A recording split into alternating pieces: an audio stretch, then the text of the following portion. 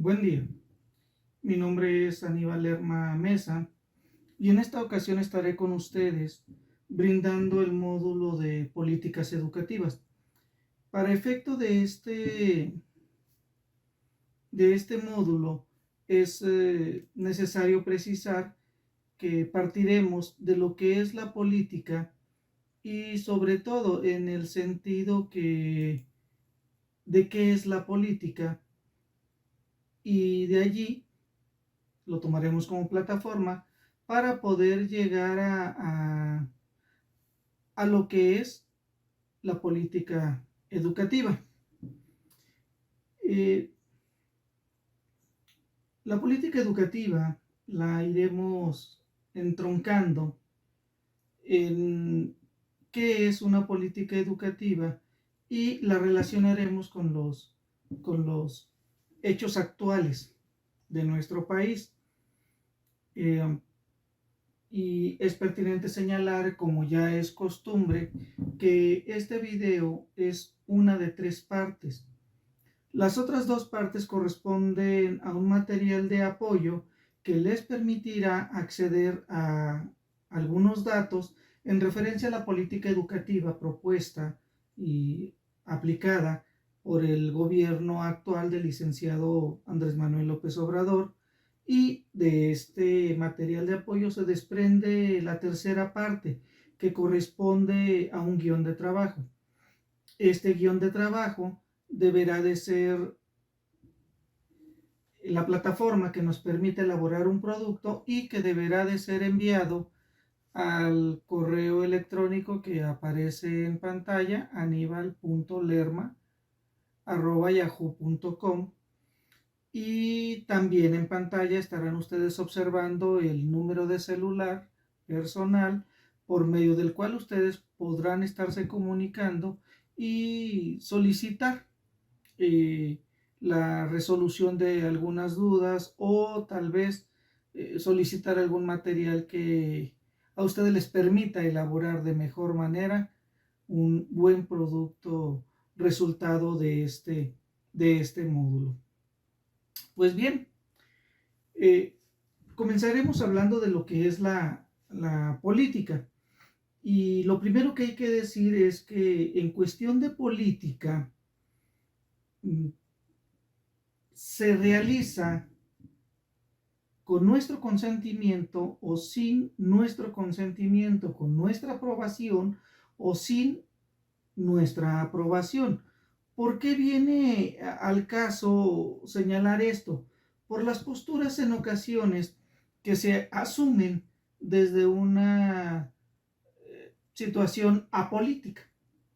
Cuando alguien dice, yo no me gusta la política, a mí no me gusta la política, yo no soy político, a mí no me gusta participar en la política, asume una postura apolítica.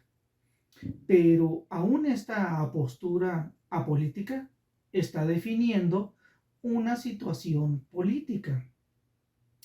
Es decir, que la política no es privativa de los gobiernos o de las instituciones, sino que también tiene que ver con esta participación que los individuos, los ciudadanos, estamos brindando.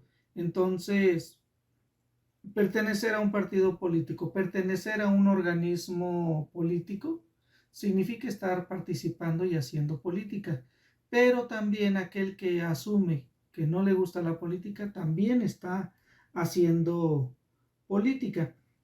Y vamos, ciertamente en política se toman decisiones y asumimos que es para el bien social, pero en ocasiones en política también se dejan de tomar decisiones.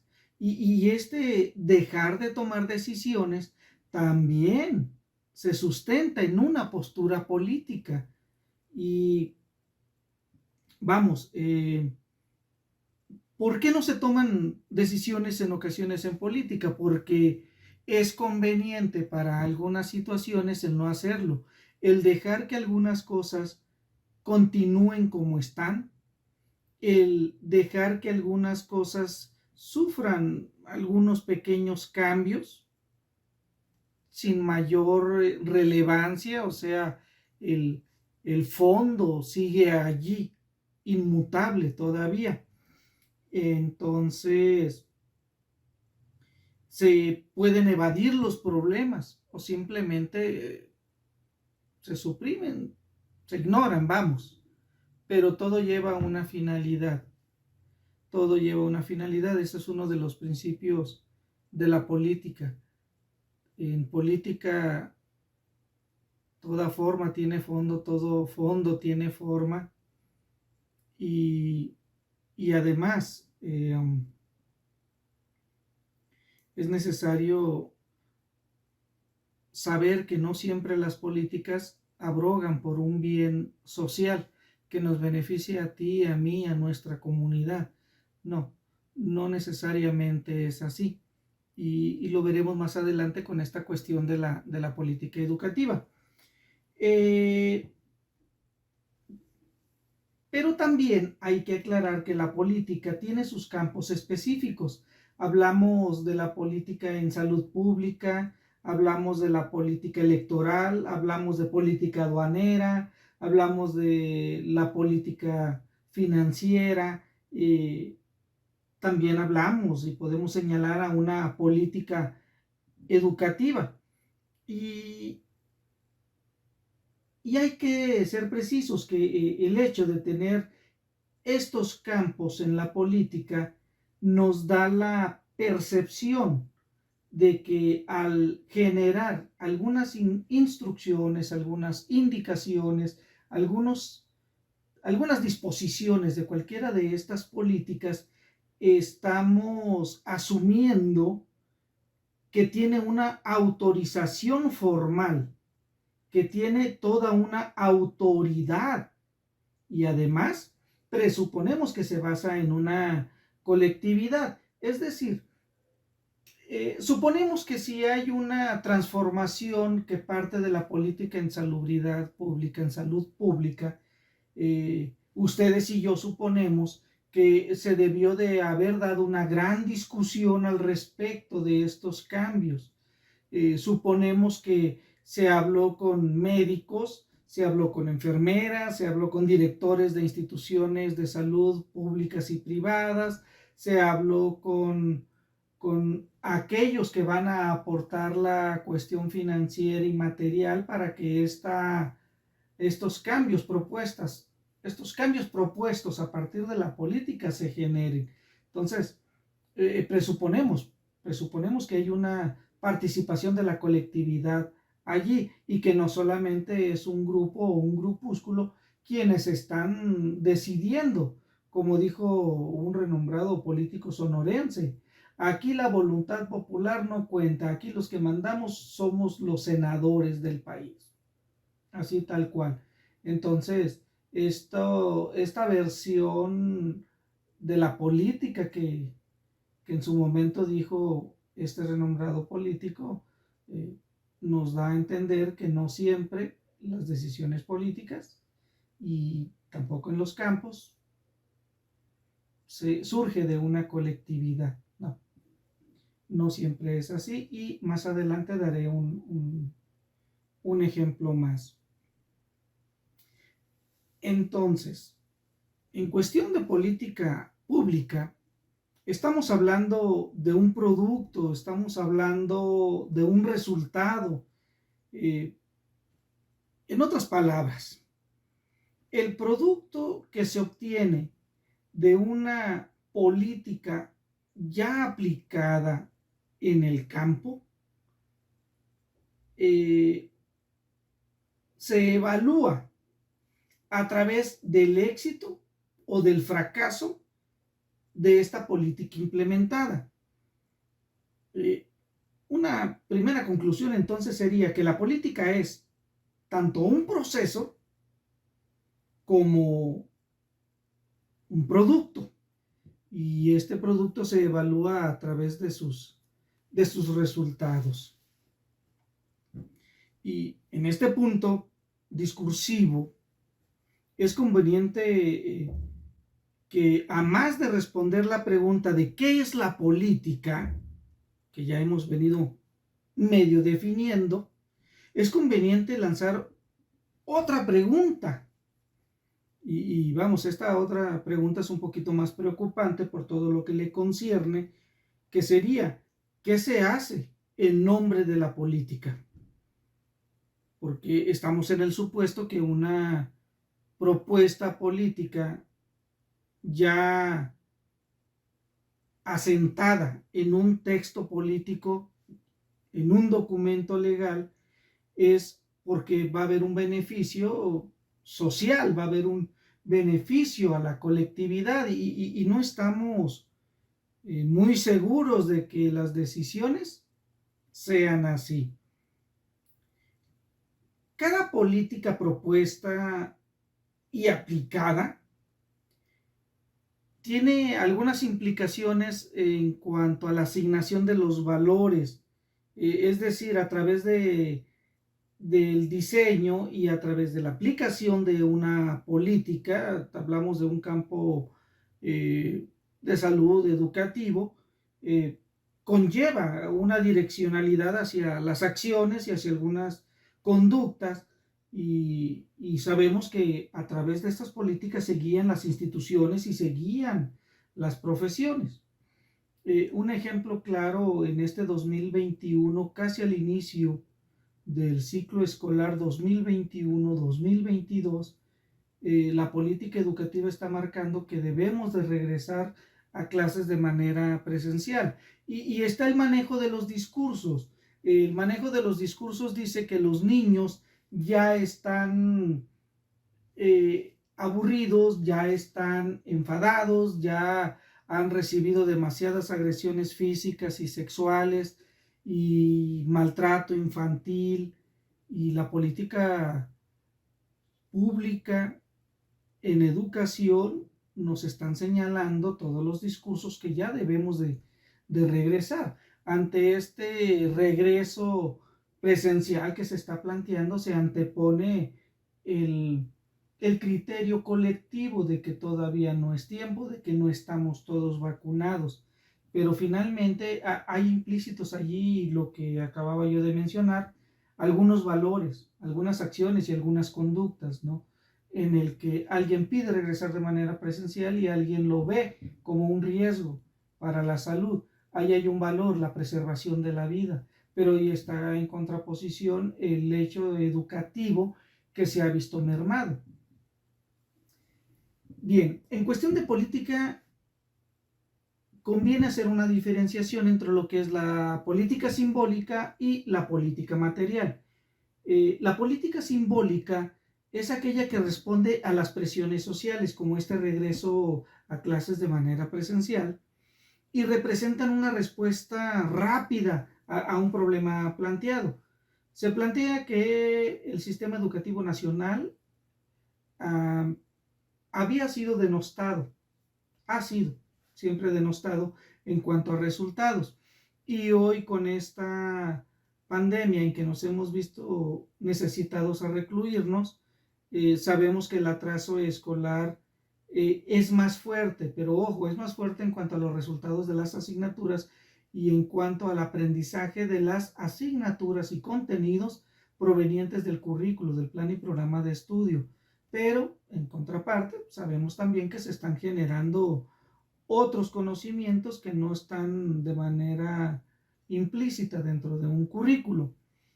Y esta política simbólica lleva más la idea de solución a algo, pero no hay el apoyo económico, financiero, tampoco el material. Y esto lo podemos observar en esta nueva indicación de que ya tenemos que regresar de manera presencial. Y normalmente están condenados al fracaso, a no realizarse. Vamos, la respuesta en sí, en política, se le llamaría o se hace la analogía a ese pequeño botón de las ollas de presión, que dejan salir la presión para que la situación no explote, no haya una implosión. Y esta es la política simbólica, solamente se da una respuesta para calmar las aguas, pero no tiene la mínima intención de ser aplicable. En el caso de la política material es todo lo contrario.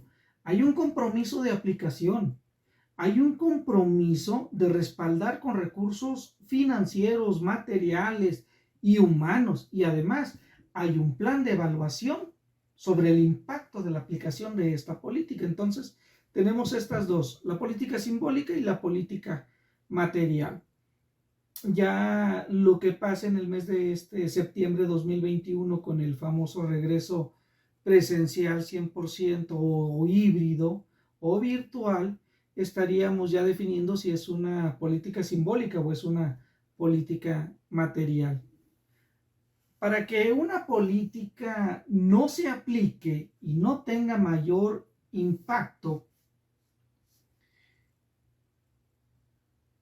se le deja sin recursos materiales, financieros, humanos. No se evalúa.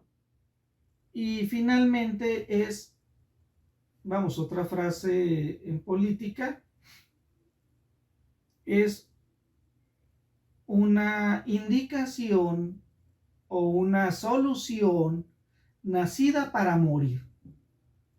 Se pone en aplicación, se pone en desarrollo, pero de antemano se sabe que no va a funcionar. Es una cuestión discursiva en ocasiones. Un ejemplo, por un lado se dice, se debe regresar de manera presencial, pero por el otro lado,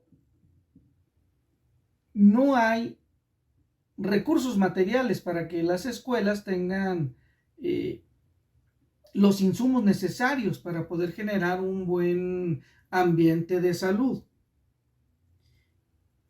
Y al padre de familia se le dice, es voluntario el regreso.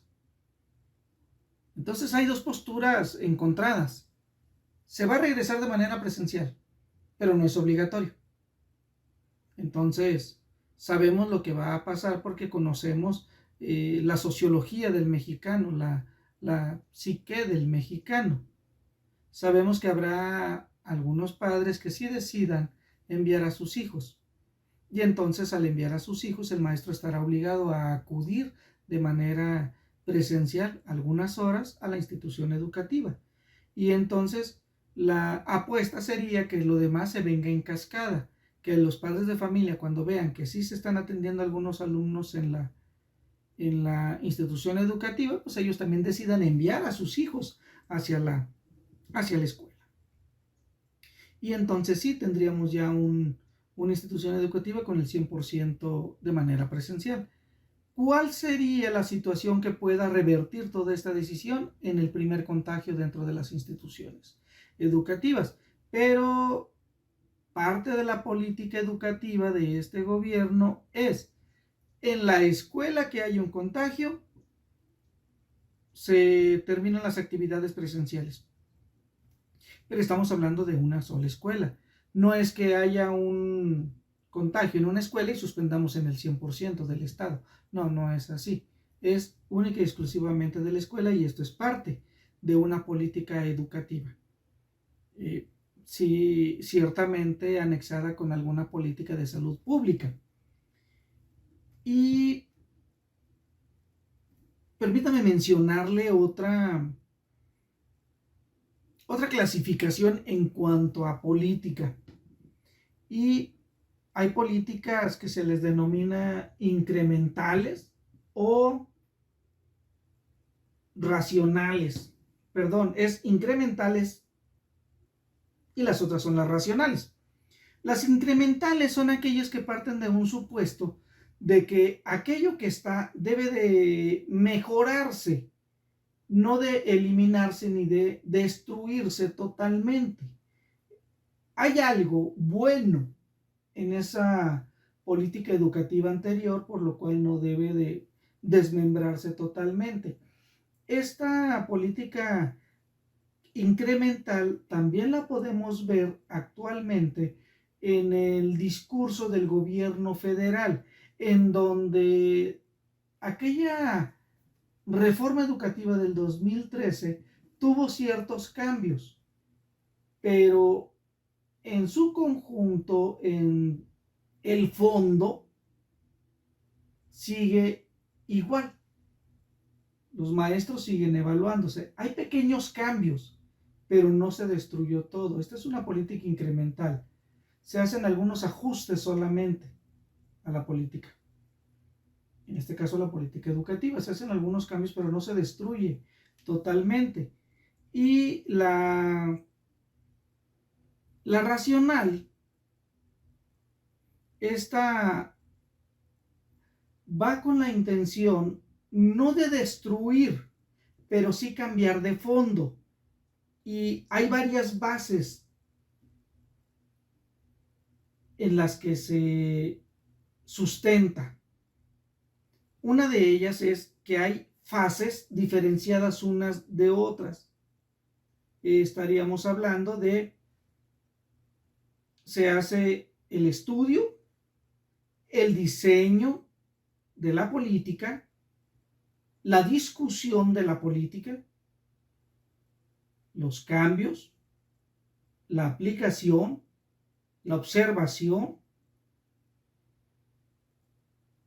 evaluación, y se regresaría nuevamente a tener este proceso para ir mejorando poco a poco la política que se vaya a estar aplicando. En esta política racional, hay que decirlo, aquí hay una definición del problema, hay una explicación de valores, hay una explicación de las metas, de los objetivos, hay un análisis de costo-beneficio, hay estrategia de aplicación, hay una evaluación de la política aplicada y además hay una o varias modificaciones a raíz de los resultados de la evaluación y vuelta a empezar esta situación cíclica que nos lleva a que la política tenga efectividad.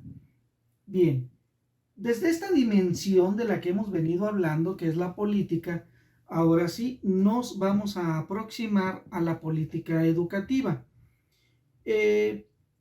Para poder conceptualizarla, me permito leer de manera literal la definición que dio en su momento el INE, el Instituto Nacional de Evaluación Educativa, y que señala lo siguiente. Se define a la política educativa en dos sentidos.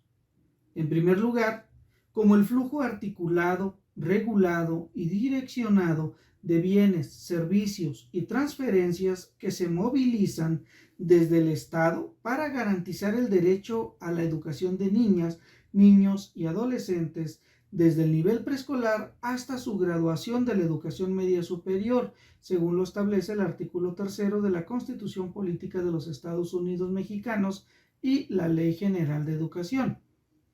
En segundo lugar, la política educativa alude también a la capacidad de los gobiernos para sostener, elaborar estrategias y direccionar la actividad de Estado hacia el logro de los objetivos propuestos. Todo esto está apoyado en cuatro puntales. 1. El currículo y los modelos de gestión curricular. La infraestructura y el equipamiento y la tecnología. Los docentes. Y por último, número 4, el estudiantado. En esta definición que acabamos de leer y en estos puntales que acabo de señalar, el objetivo debería de ser avanzar hacia la consolidación de un sistema educativo que permita universalizar el derecho a la educación. Este derecho a la educación, esta universalización, hace alusión a que deberá de haber una institución educativa de educación básica en todos los rincones del país. y no precisamente como a veces se manejan, que un padre de familia quiere meter a su hijo a una escuela y le dice no hay lugar, los grupos están saturados, y él inmediatamente señala, estás violando el derecho a la educación a mi hijo. No, no es en ese sentido. Es la universalización del derecho a la educación, es que en todos los rincones del país, por muy alejados que estén, deberá de haber instituciones educativas referentes a la educación básica. Y además, otro de los objetivos de un sistema educativo debería de ser el sueño de todos los países, el lograr que el 100% de los alumnos que ingresen al nivel inferior, en el caso de México estaríamos hablando de la educación inicial, que el 100% de estos alumnos logren cursar todos los niveles educativos hasta llegar hasta el nivel superior y logren egresar, titularse, pero además que logren llegar con ese acervo de saberes, con el dominio de estos saberes y además con el dominio de las competencias asentadas en el currículo del nivel educativo. Estos serían los dos objetivos. Los recuerdo así de manera somera, los dos objetivos serían consolidar un sistema educativo que logre permear la universalización del derecho a la educación y el 100% del egreso de los estudiantes que iniciaron en el nivel inferior hasta el nivel superior. Bien, para este video es necesario confirmar que lo abordaremos desde la perspectiva del currículo, del conocimiento, de lo que se transmite, y que al final la educación considera el currículo como la parte fundamental a partir de la cual la escolarización se da. Y a partir del currículo se da esta aculturización, se da esta transmisión cultural. El currículo como parte fundamental de las instituciones educativas es, por decirlo de alguna manera, la parte fundamental a la que se debe toda institución educativa, que es el logro de los saberes implementados, señalados, descritos o definidos en un currículo. Una autora, Margaret Mead, manifestaba en los años 70 al respecto de esta transmisión cultural que se da dentro de las escuelas.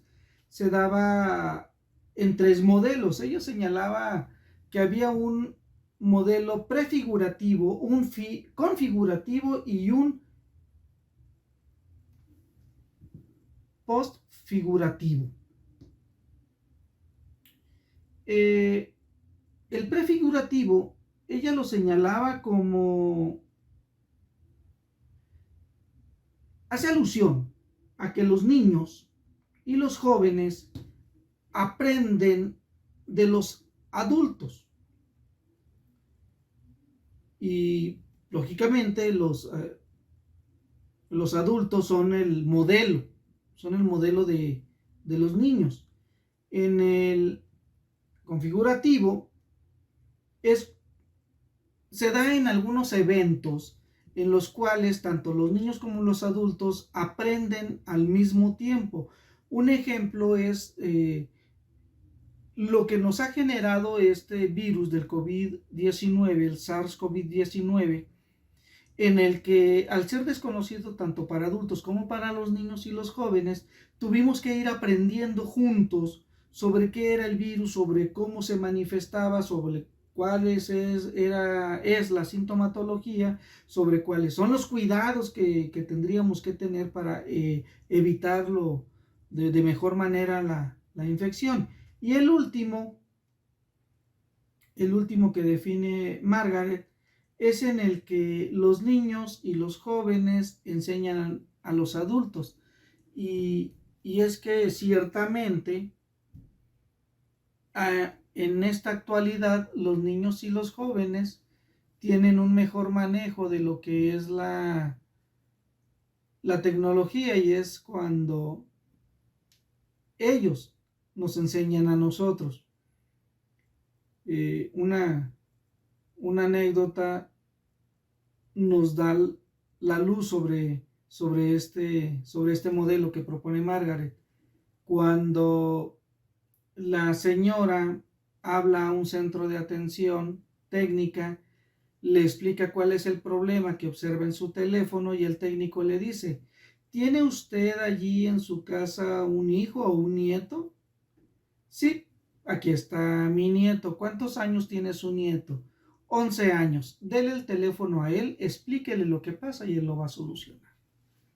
Entonces, en este último modelo, sí, los jóvenes y los niños enseñan a los adultos, se da este caso. Respecto a la política educativa, podemos suponer que implica una discusión colectiva. Hace un momento lo mencionaba, que presupone que hay una discusión en el que se dialoga acerca de cuál es el proyecto de sociedad que se quiere construir, y en esta misma lógica, al saber qué tipo de sociedad queremos construir, entonces sabremos qué contenidos son los que tiene que tener el currículo de las instituciones educativas. Y en esta tónica entramos a un tema muy escabroso, y es que en este mundo globalizado, en este mundo donde se dice que las fronteras están cayendo, sabemos entonces que el sentido nacional o nacionalista que tenía la educación ha ido cayendo, está rebasado actualmente.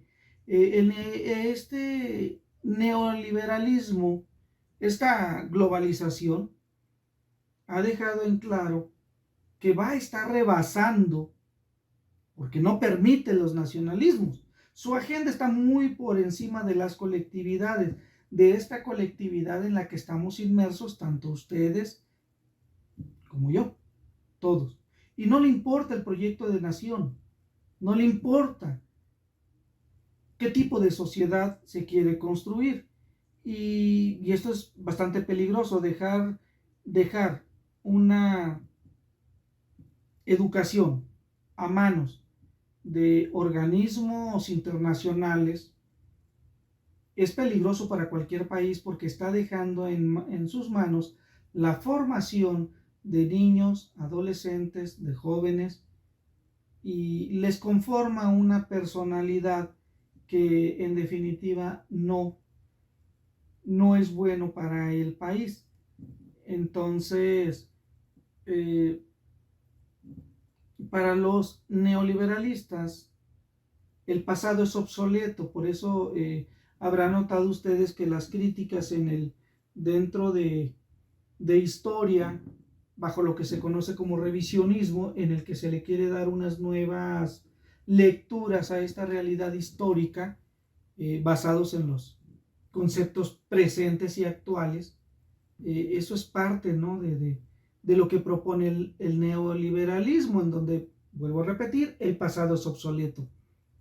Pero el futuro tiene incertidumbre. Entonces no es que se deje de planear, no es que se deje de planear, sino que en este presente se generan contenidos, se generan asignaturas, se generan materias que van solucionando de manera inmediata las problemáticas actuales. Pero la formación de un ciudadano nacionalista con amor a la patria se va desdibujando en esto. Zygmunt Bauman señala que al respecto de estos organismos neoliberales, son agentes poderosos que operan desde la oscuridad y con un gran recurso económico, y que además opera fuera de las políticas tradicionales, fuera de los medios políticos de cualquier país. Rebasan a los gobiernos nacionales.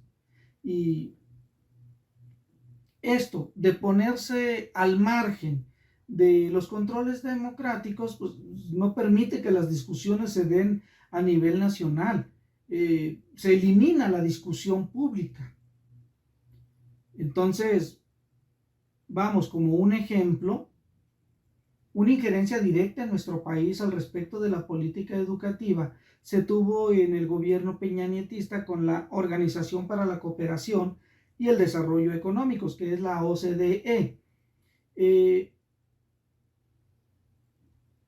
Hay un documento, se los voy a anexar en el material de apoyo por si alguien quiere observar los puntos propuestos en este documento, que sí los lee. Estos puntos propuestos, estas sugerencias que daba la OCDE al gobierno mexicano, es la reforma educativa que intentó desplegarse dentro del gobierno peñanietista. Prácticamente hablaba sobre una evaluación al magisterio para obtener los mejores elementos, punto discutible. Hablaba también sobre el hecho de ir eliminando a los sindicatos, cuestión que sí se comenzó a realizar. El documento se llama Mejorar las escuelas, estrategias para la acción en México, resumen ejecutivo. Entonces, se los anexo para que si ustedes desean y quieren leer los puntos principales de las propuestas, de las sugerencias de este resumen ejecutivo, se darán cuenta que prácticamente es la reforma. Entonces, este es un claro ejemplo de la injerencia que se tiene en políticas educativas de los organismos internacionales y que definitivamente no interesa ni importa la cuestión nacionalista dentro de los países. Es decir, en su momento con este documento no interesaban los derechos del magisterio, no, lo que interesaba era colocar una agenda bajo la promesa de una educación de calidad. Eso era la parte discursiva, habría que leer entre líneas qué era lo que querían obtener. Y vuelvo a repetir, dejar las políticas educativas de un país en manos extranjeras o en manos de organismos internacionales genera y provoca problemas a largo plazo, dado que los alumnos, los niños, las niñas, los adolescentes y los jóvenes salen con un pensamiento que no fortalecería nuestro país, sino que estaría fortaleciendo a todas las políticas internacionalistas en detrimento de un país. Bien, llegando ahora sí a lo que es la política educativa en México, podemos observar los siguientes rasgos. Primero, está organizada por niveles. Estamos hablando de educación básica, que abarca desde la educación inicial, la primaria, la secundaria y el bachillerato. Y esto abarca todos los tipos de secundaria, la general, la secundaria técnica, la telesecundaria, secundaria comunitaria y algunos otros que se me escapan por el momento. En cuanto al bachillerato, la educación media abarca el bachillerato general, bachillerato tecnológico, bachillerato técnico, y aquí acabaría lo que es la educación básica. Después pasaríamos a lo que es la educación superior, que viene a representar todas las carreras en su nivel de licenciatura, por lo general. También, dentro de las políticas educativas, se sostienen las modalidades matutina, vespertina y todavía subsiste la nocturna, además de la escolarizada, semiescolarizada y la mixta. Política educativa en México también se dice que busca la revalorización social del docente. En nuestro país esto implica el cambio del INE y el Servicio Profesional Docente por la unidad del sistema para la carrera de las maestras y los maestros.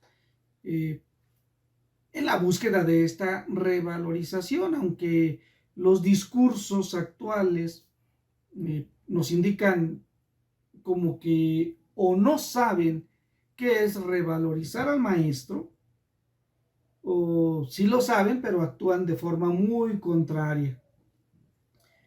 Se busca también la profesionalización o el desarrollo profesional del docente. Hay además un fortalecimiento de la mejora en cuanto a infraestructura, el equipamiento tecnológico y la conectividad de las instituciones educativas. Los planes y programas también pertenecen a esta política educativa, los libros de texto gratuitos en aquellas primarias, secundarias donde se puede generar. Hay un impulso dentro de esta política educativa a la inclusión y a la equidad, el respeto hacia los que son diferentes a lo que, entrecomillado, sería la normalidad. Hay un fortalecimiento de la vinculación entre la educación superior y el mercado laboral. Estamos en el supuesto que las carreras tienen una bolsa de trabajo y bajo esa bolsa de trabajo que se reconoce son los lugares que se van ofertando. Otro aspecto de la política educativa en México es que se continúa con esta reforma educativa. Pudiéramos hablar estos días que están ya en el calendario escolar denominados como descarga administrativa.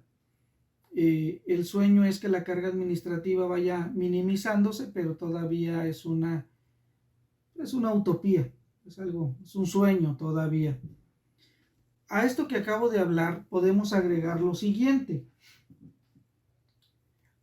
Aclarar que la Secretaría de Educación Pública es el órgano por medio del cual el gobierno federal determina los planes y programas de estudio para educación primaria, secundaria y normal.